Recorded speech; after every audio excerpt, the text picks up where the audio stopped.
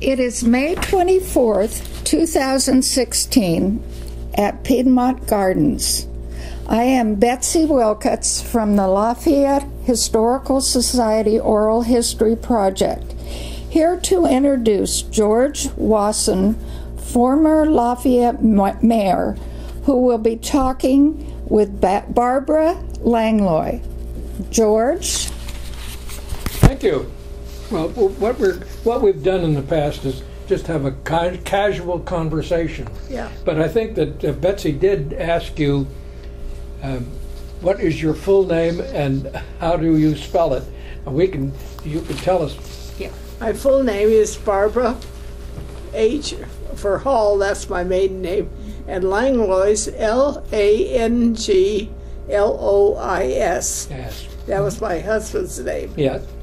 And where were you born? I was born in Berkeley, California. Okay. And do you want to tell us when you were born?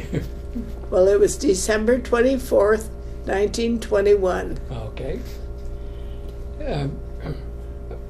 I presume that you don't have any parents still living. No, they're both gone. Okay. And were they natives of California or? My father was, but not my mother. Okay. Mm-hmm. Let's see. And do you have any brothers or sisters?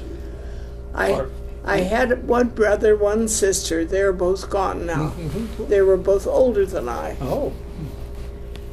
And one of the other questions we have here, who were your favorite relatives? Now. Oh, gosh. That's a hard one. Anyway, one of the things that I remember, you and I were campaigning for city council at the same time. Yeah. And one of the things that you always said was that one of your ancestors grafted the first English walnuts onto a black walnut rootstock.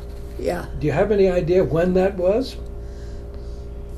Generally, you don't have to be precise. Gosh, it was probably in the 1860s or 70s. Mm-hmm. Yeah, it was my grandfather that did that. Mm-hmm.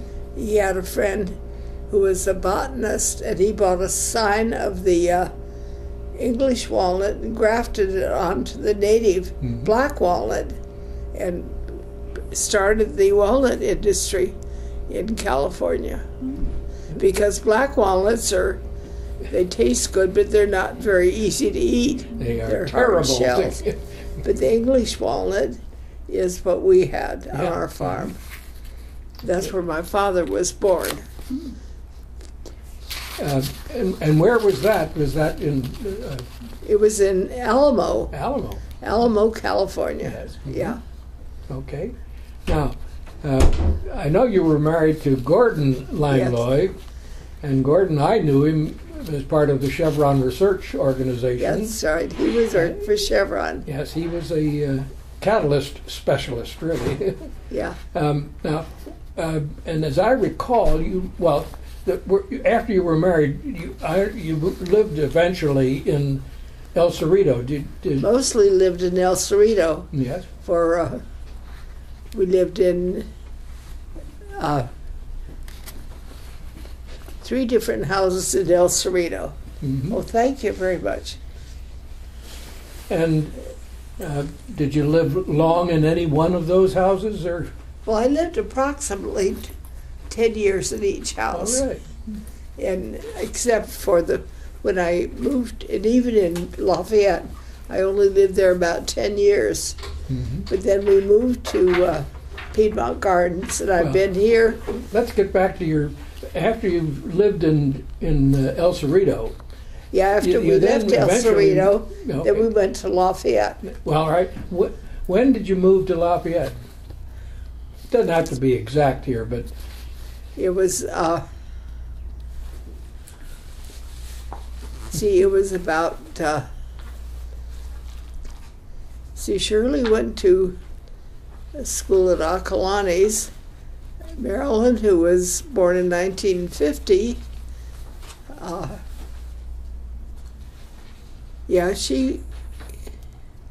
It was about 1960. Okay. Yeah. Mm-hmm.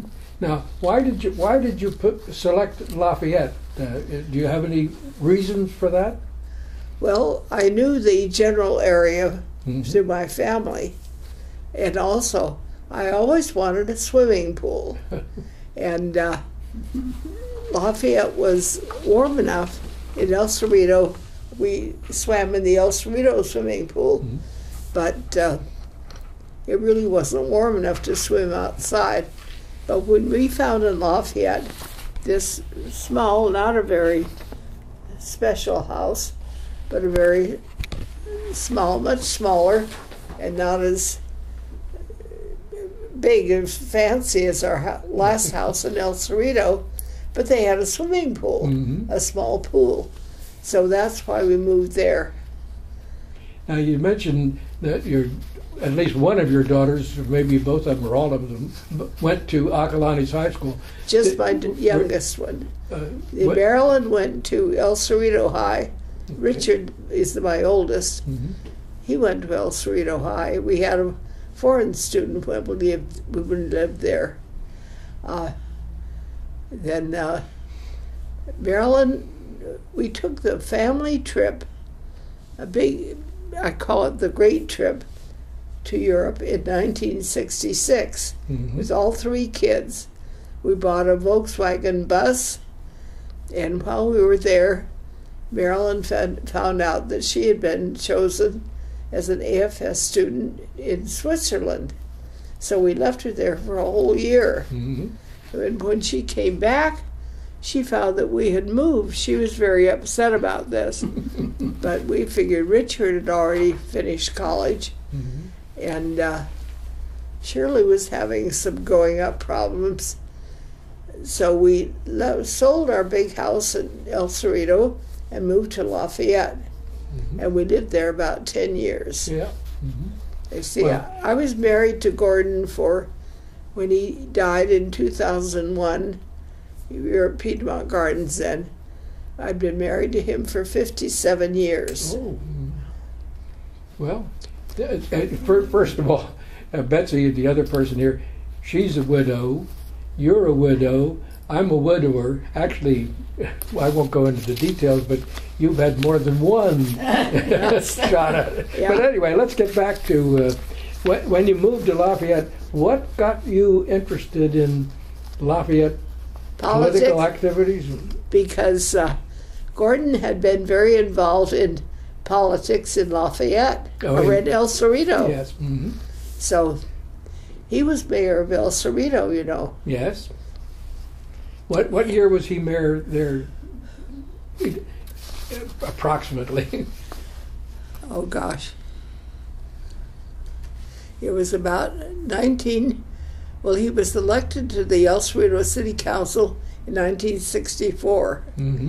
We had a foreign student living with us from Germany at that time. And he helped campaign, rang doorbells, you know. And so I learned how to run for office. When we moved to Lafayette, I decided I wanted to go back to school. Well, why don't I renew my teaching credential from way back years ago?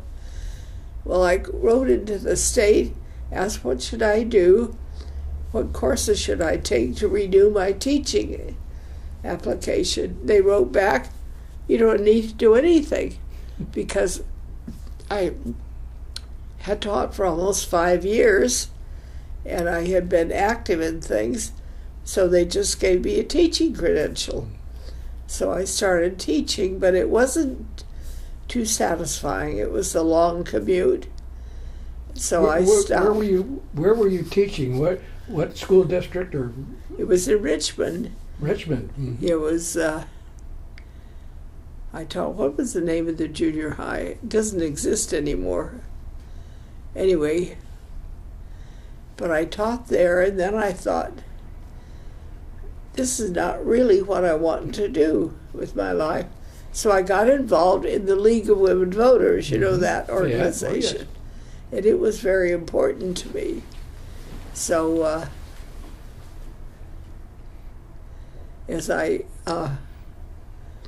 through the league, I got interested in Lafayette City politics and started observing meetings and so forth.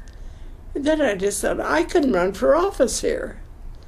I thought, well, that's crazy, because that was in, oh gosh, it was, you can tell. Yeah. In this place. I think it's maybe in 1974. Yeah, look, this. Right, spring of 1974, with the city election, 3 of the 5 seats on the city council were to be voted on. Yeah, well, that's when she was running for the city council. But you were on the planning commission, or I was the on the sign planning commission first? for just a year or so. Yes. And then then I decided to run for city council. Yes. And so I did.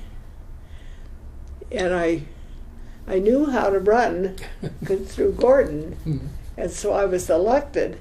See, Ned Robinson and you and I and 2 other people were running, but I worked harder than the rest of you. Well, we don't know about that. But Maurice Moyal was one of them. Yeah. And the other one was Bob Petter. Bob Petter, yeah.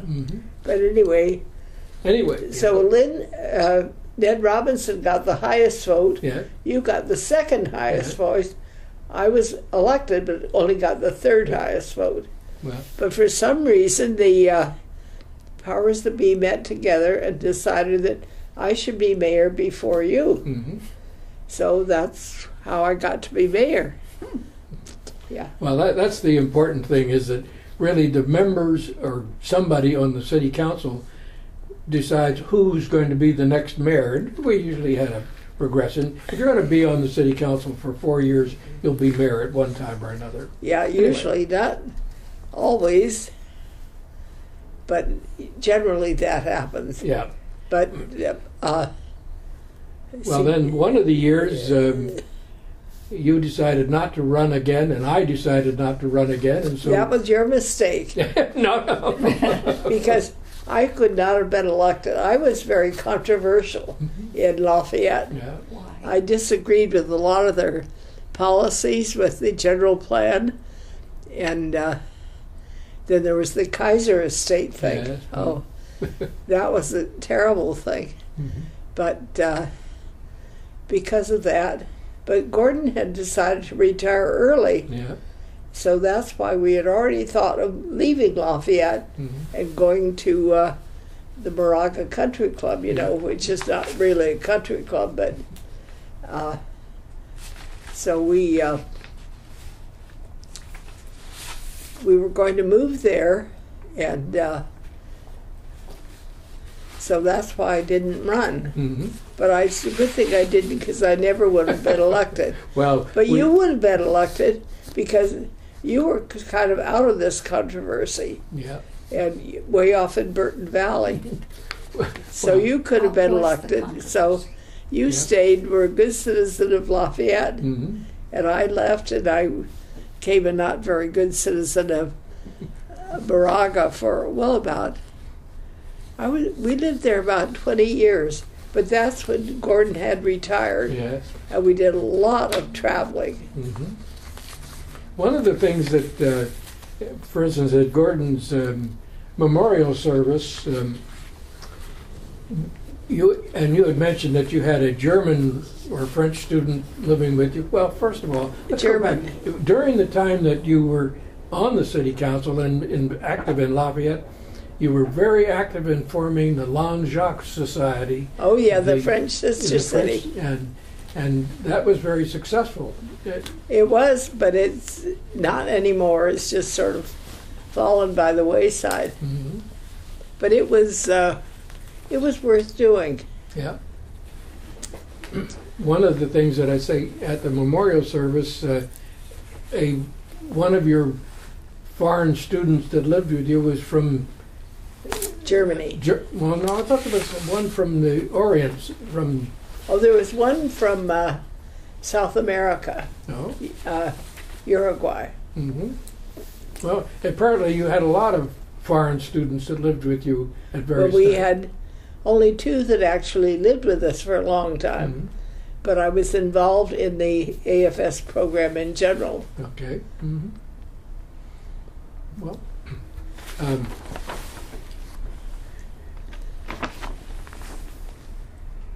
what were the controversies that generally speaking, you said people didn't agree with you on? And one of the things you said was the Kaiser estate. The first thing I remember was I had just been elected to the council, and you know where Happy Valley Road is, and we lived basically on Upper Happy and South Paradale. Yeah. Well, you follow up where South Paradale or Happy Valley and Upper Happy Valley come together, then the road sort of winds through the hills and ends up in Orinda. Yeah. So a lot of people in Lafayette thought, why don't we build a fence there? We don't want those Orinda people coming in our back door. And so it was, and Bob Fisher was very much in favor of this, Yeah. although he lived in Lafayette. Mm-hmm. He later moved to Orinda, but anyway. He said one day, well, Barbara, we're going to have to do it. We just have to vote for that gate to close it. I said, I'm not going to vote for it. What do you mean you're not? Well, that we can't close a road like that. And I got into a lot of trouble with a lot of people because of that.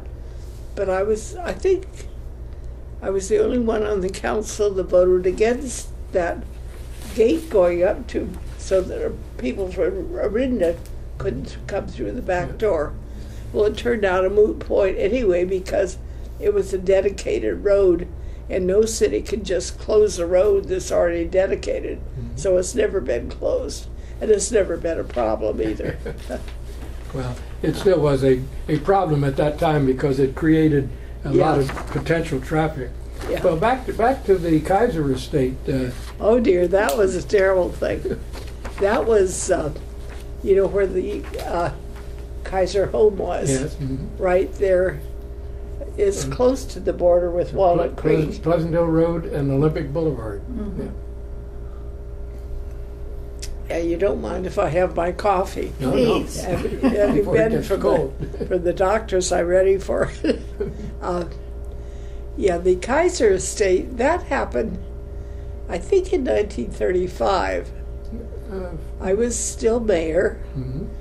and the guy who was developing it, he called me and all of us, I guess, and offered to give the Kaiser home to the city as a sort of recreational building. Community center, yeah. A community center. There was a tennis court and a swimming pool, a nice big house, a lot of land. I thought, this is a great idea. They're going to give it to us.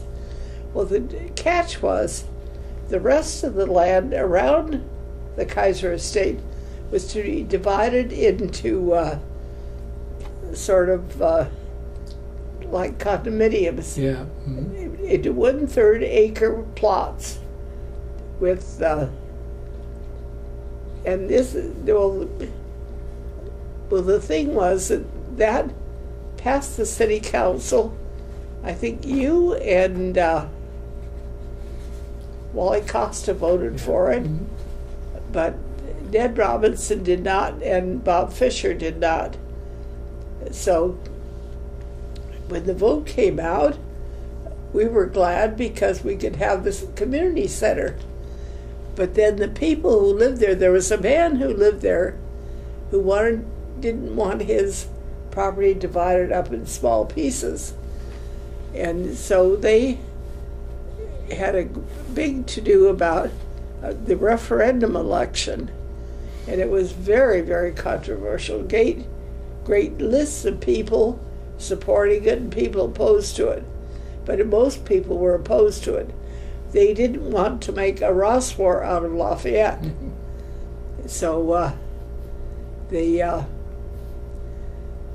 the referendum passed handily, so that was the end of the community center, the end of that development. Yeah. And after it was all over, since I had been mayor at the time, I don't think I still have it, but I once had a telegram that came to the city council demanding that I, as mayor, resign, and if I didn't resign, they would take steps to impeach me, Mm-hmm. And so I listened to them, and then I said, well, go right ahead. You're welcome. Any citizen can impeach anybody or ask them, but I'll tell you here now, I do not intend to resign. Meanwhile, we've had too much trouble. Let's get back to city business. So that was it. That was the end of that talk. So I did finish my term. But by that time, what was interesting, we moved to the Moraga Country Club, which was very much like that development around the Kaiser Estate would have been, but it's never happened. Mm-hmm. And Lafayette still has no housing of that type to this day. Mm-hmm. Anyway, so that's why when by this time, Gordon had decided to take an early retirement, and so I didn't even file to run again because I knew I was going to leave. And then two people on the other side, I think Bob Roach and Norm Tuttle won the election. Yeah. Mm-hmm. And you didn't run. You could have won. Well, it's one of those things, if you've got lots of time and lots of energy and get a lot of support from your employer, that's all well and good. But if you don't have a lot of time and lots of other things to do. See, you were still working then. Oh, yes. Mm-hmm. Yeah. So, then you moved to Moraga, and you haven't been didn't stir up a whole lot of anthills down in Moraga to get people ready to get you onto the city council. In fact, you knew a number of the people who did. For instance, Moraga had incorporated by that time, and there were people who were running for the Moraga Council. Many of whom, or some of them, you knew from your work with the League of Women Voters. Yeah, I knew them all. And but I didn't run. I applied for one commission. I think it was the Open Space Commission for Moraga. Yeah. But they turned me down. They didn't. So I thought, well, I've done what I can for the cities. I'm through. So. Mm-hmm. This is Betsy, and I would like to ask a couple of questions. I'd like you to talk a little bit more about the Langeac Society, how it came about, and your experience there. And the other thing is, I remember, didn't you write an article for the Sun or the Times about walking or something like that? Oh yeah, I wrote a lot of articles. Uh-huh. Yeah, you see, about the time of this controversy came up, I got a letter from somebody. I never found out exactly who, but it was somebody in Florida who was advocating that Lafayette was going to have a sister city, and it was going to be Langeac in France. Well, I didn't know anything about it, and I wrote to the mayor of, there was a sister city in, oh gosh, I can't remember. And see, Lafayette was very popular as a person here. Mm-hmm. And Joan Merriman, you remember Joan Merriman, I used to give talks about this, and she said, Barbara Langlois, you lied. Oh, no, I never lie. Yes, you did. Why did I lie? You lied because you said that Lafayette, California was named for the Marquis de Lafayette, who came and helped Washington during the American Revolution. Well, didn't he? No, that's not true. Well, you don't fight with Joan Merriman, you know. So she finally explained that way back in 1849 or 50, a lot of people sat around this crossroads in California, and they needed a post office. So they wanted a post office, so they asked the state if they could name the post office Lafayette. No, because there were too many Lafayettes in the United States, one way or another. So they thought, well, we have to have a post office. Let's call it Centerville. Well, that was available, but nobody really liked Centerville. So somebody said, well, why don't you name it for my hometown in Indiana, I think. Well, what's the name of your town? Well, my town was named Lafayette. That's a good name. Let's name it that. So, according to Joan Merriman, that's how Lafayette got its name, from this guy who lived in Indiana, where there was another town called Lafayette. Anyway, that may be so, maybe not. But anyway, it's a distinctive name. And we then, having this French connection, we begun to travel by that time. And we went to France in the course of this long trip. And we met with the mayor of this one city in France, I can't remember the name of it, and we asked if they wanted a sister city in California.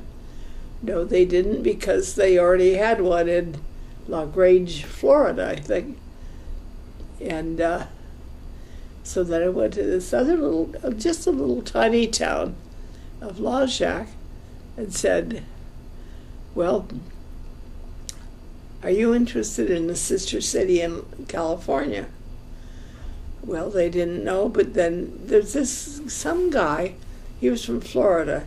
He sent me reams of information about this. I found out later who he was. His name was Calvin Serig. His daughter had lived with a family in France who had come from Langeac. So he decided we should have Langeac. So he wrote to the city there in Langeac about it, and so they said, well, that sounds pretty good. So they agreed. So it was in, I think, 1960 that we were going to France anyway. So we wrote and said that we were coming, and according to this guy, whose daughter, the family, the couple who had hosted Calvin Serig's daughter, made a big deal of it. And they invited me to dinner. They got the mayor of Langeac, whose name was Mayor Chalet, and they arranged to have Gordon and I stay in the Chateau Chevaliac, which was Lafayette's home. And then we got a good deal of press about this. And I visited schools. I brought back all kinds of things. And then we went on traveling after that. And see, this is all the... well, one of the years after that, either the city council or a group of citizens of Langeac came to Lafayette, California. They came to Lafayette. And we hosted them. And it was a terrible trip. It wasn't well planned. Yes. And Susie Lescure, she lived in Moraga, but she was a native of France. And she felt that this guy, Paul Perrier, I'd been corresponding with, who stayed with us, she really jumped on him and they rustled up a bus to make a bus tour of California for these French people. The bus broke down. It was a terrible mess, and we finally got them all back on the bus. But you know how it is. No matter how bad a trip is, when it's all over and said and done, everybody loves everybody. Yeah. They got on the plane and left. I've never been so relieved at anything in my life. Yeah. I think we had one reception at your house. Yes. Mm-hmm. Yeah. And so that it didn't work out. Well, Lafayette, California was happy to. We had a lot of visitors that went to France, and I felt that this area around Langeac, well, it was not a wine growing area. It was more a wheat growing area.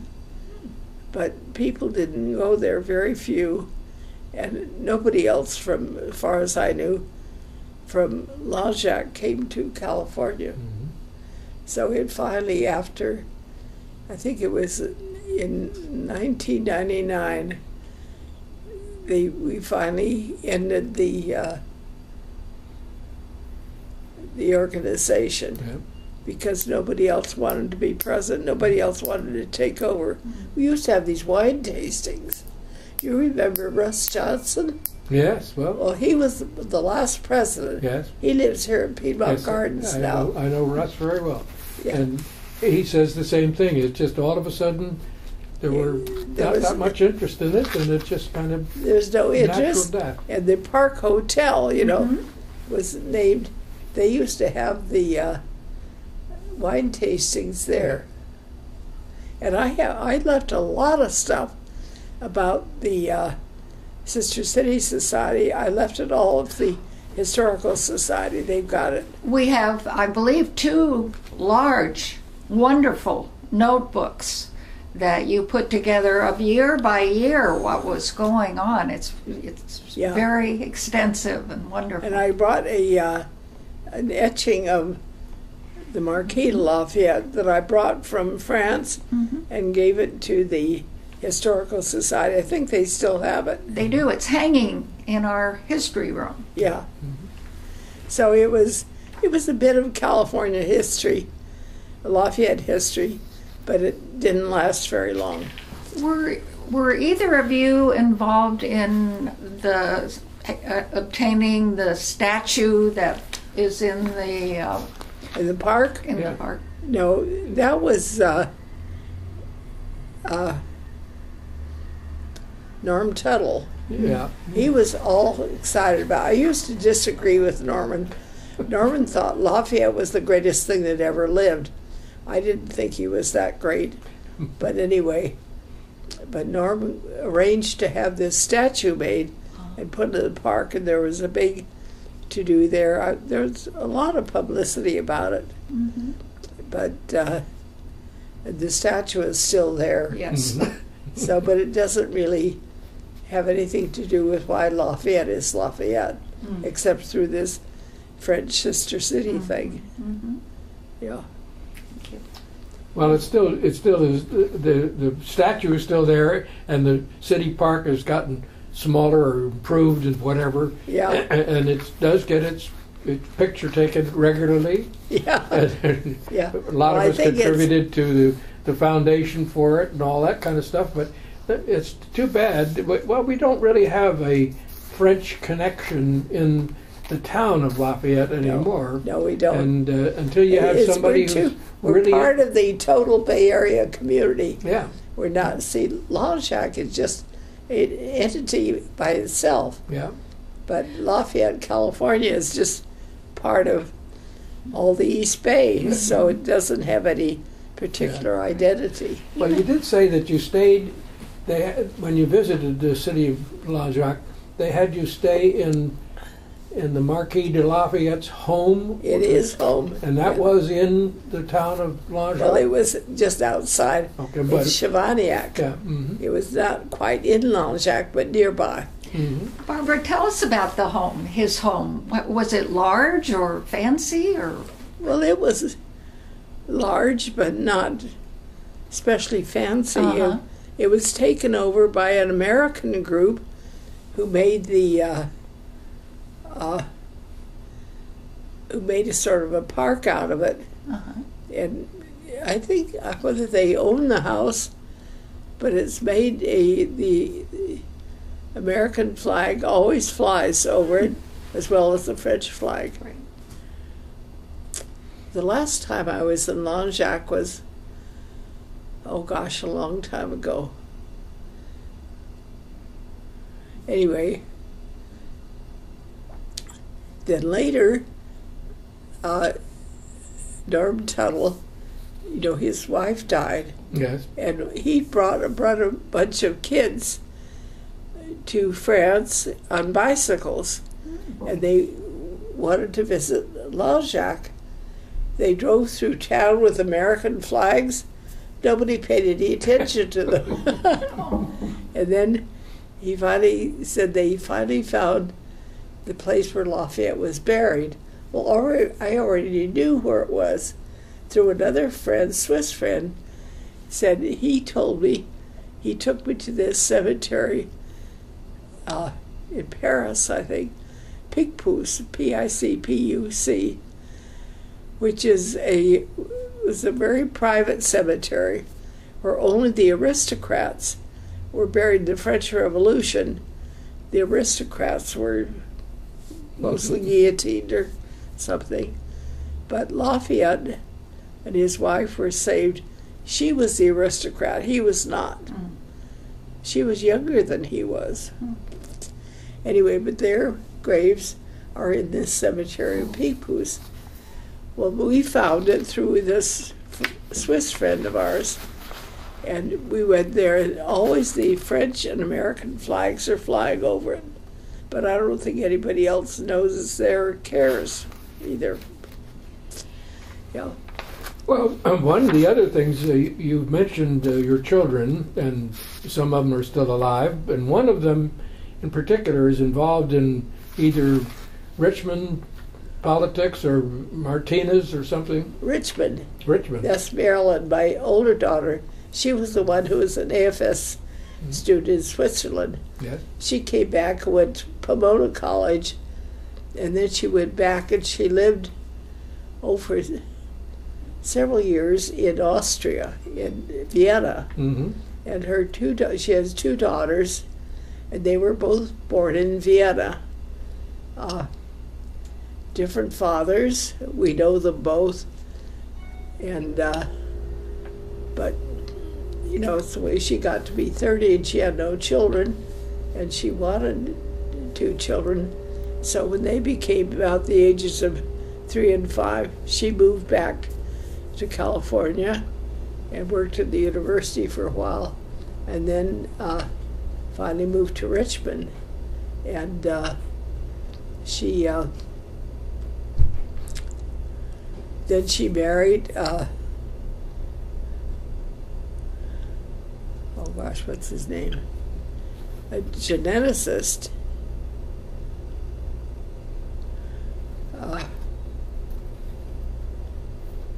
Who turned out to be Jessica's father.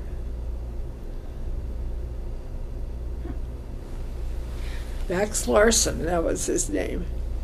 And no. That was not Max. No, that was another one. This guy in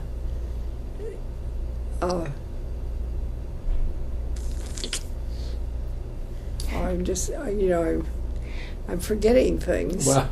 What does she do in Richmond? Well, she ran for city council, yes, but she lost. Yes.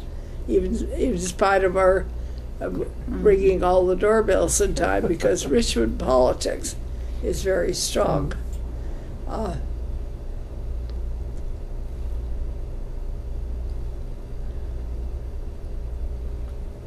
Trying to think what his name is. Some of your children are not alive, but is she the only living? No, they're all 3 living. Okay. Richard lives still in out in the valley here, Livermore. Livermore. When he finally finished college at, he went to UC Davis, then he went to Berkeley and finished, and then he got a fellowship at Columbia University, and then he went to school there for several years and got his PhD there. Mm-hmm. And that's where he met his wife, Beatrice, whose family was very interesting. She was born in Paris. Her family were refugees from Hitler's Germany, but they came to this country, and it was a very, very good marriage. They have 2 boys who are still doing well and living in the area. But Beatrice died of breast cancer. Mm-hmm. So it was very sad. But then Richard married again a woman named Gayla McCormick, and they're still living in Livermore, but they're beginning to travel quite a bit. And then Marilyn moved to Richmond. And your third child? Shirley, that's why we moved to Lafayette in the first place, so she could go to Acalanes High School. Uh-huh. And she worked on the school yearbook. Mm. And we had 2 bathrooms in Lafayette, our small house, and she made one into a dark room. And so, she was very active at Acalanes. But then when she started to go to college, she crossed off every college that any of the rest of us had been there. Cal, Gordon went to Northwestern, Richard to Columbia and Davis, Marilyn went to Pomona. She'd have none of them. So she went to Oberlin College, and she graduated from Oberlin College then, and later came back to Cal and got a master's degree at Cal. Mm-hmm. And she's working, she has quite a good job now. She's working at Kaiser, and so she's very helpful to me. She checks my pills, what I need, and so forth. And then Marilyn's, she's got the very smarts, because I can't see to read my accounts, but she checks my accounts and does my income tax for me. So they're very helpful, and Richard comes over frequently. Wonderful. I'd like to just take you back to Lafayette for a moment, and talk a little bit about the your articles and what interested you, and then that you wrote about for the newspapers. Oh yeah, and that, you see that row of books? Yeah. There's one that's kind of checkered. That is a copy of all the articles I wrote for while I lived in Lafayette and Moraga. Mm-hmm. So there was a lot of, it was basically a travel column, because we traveled quite a lot. Uh-huh. And so if you read those, I do bring up some things, such as the 5th anniversary of the Kaiser election. I noticed that of the Kaiser House. And then I wrote, when I was mayor of Lafayette, I wrote a little column called The Mayor's Corner. Mm. And so they would have that on the files of the La Miranda Sun. Mm-hmm. Yeah, I used to write a lot. And all those books with the plastic binding, those are all diaries of trips we have taken. Some exotic and some not so exotic. But I felt at the time I didn't have a lot of money, had no jewelry at all. What was I going to leave my kids when I died? Well, I thought I could leave them memories of the things we did. So that's why I wrote those things. Was that the reason that you wrote this book about the language? And this I wrote, this is a log. Mm-hmm. See, this was, I didn't bring this up to date. It goes up through, I think, 1907. See, Gordon died in 2001, and then Maury and Phyllis Baruch had been very good friends of ours at Chevron. Yes. They were both research chemists. And then soon after that, Phyllis Baruch died. So Maury and I used to have lunch together once in a while. We decided he had a big, nice home right on the bay, but I could not live there when I was here in Piedmont Gardens. So he moved in here. But then he no sooner moved in, but he found he had an incurable kidney cancer. So he only lived for 2 years. So we were married in 2005. He died in 2007. So since then, I've been rattling around here by myself. Yeah. Well, you haven't found another PhD chemist to marry or anything like that, you know? No, not anymore. I can't see very well. I can't hear very well. But I can't even read these things. See, this is a log that I wrote from every year from the time we were married, with some pictures of the various houses. Well, that's a good thing that you have done that, because now if your children or grandchildren or great-grandchildren can come back and say, well, what did great-grandmother and great-grandfather... Now, first it's here, Gordon, he went to Northwestern. Where was he born? Yeah, he was born in Burley, Idaho. Idaho. Barbara, I'm curious, I don't know if you've been back to Lafayette very much, but what do you think about what's happened to Lafayette since you left? Well, I really don't know. I don't go back there very much either. I think there are a lot of controversy. Well, they still don't have any housing like Rossmore or Moraga Country Club is kept as strictly a single-family home city.